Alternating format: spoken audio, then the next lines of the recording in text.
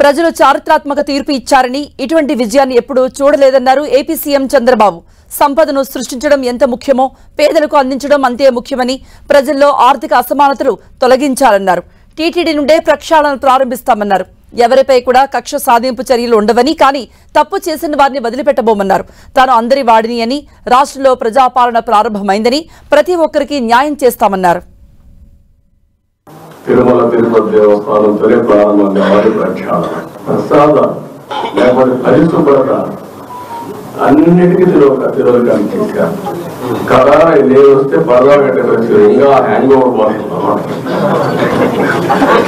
పర్దా కట్టేస్తున్నా అంటే అలవాటు అయిపోయింది. రోజుగా మనుషులు వస్తే వాళ్ళకి హ్యాండిల్ చేయడం తెలియడం లేదు. మనుషులు వస్తే హ్యాండిల్ చేయడం తెలియదు కాబట్టి కర్ఫ్యూ పెట్టాడు. కర్ఫ్యూ పెట్టేస్తే ఎవరు రాదు, నేరుగా వెళ్ళిపోవచ్చు, నేరుగా వచ్చి ఇస్తామని. ఇలాంటి కల్చర్స్ అంతా చూస్తే చాలా బాధేస్తుంది. ఎవ్వరికీ నమ్మకం లేదు, భయపడ్డారు. కానీ నాకు నమ్మకం ఉంది, విశ్వాసం ఉంది, ప్రజల మీద అపారమైన గౌరవం ఉంది. నేను ఒకే మాట చెప్తాను, ప్రజలు గెలవాలి, రాష్ట్రం నిలబడాలి. తెలుగువారు ప్రపంచంలో ఎక్కడున్నా వచ్చి మీ బాధ్యత మీరు నిర్వహించమని చెప్పాను.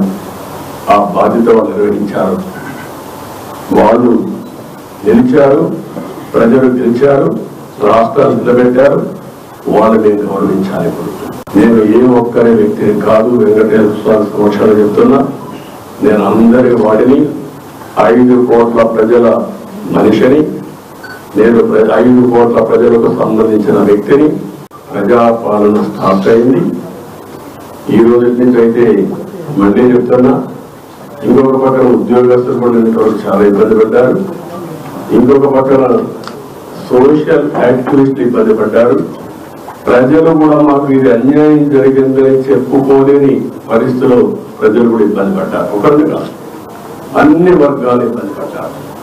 కానీ ప్రతి ఒక్కరికి న్యాయం జరుగుతుందని నా మీద హోప్ పెట్టుకున్నారు.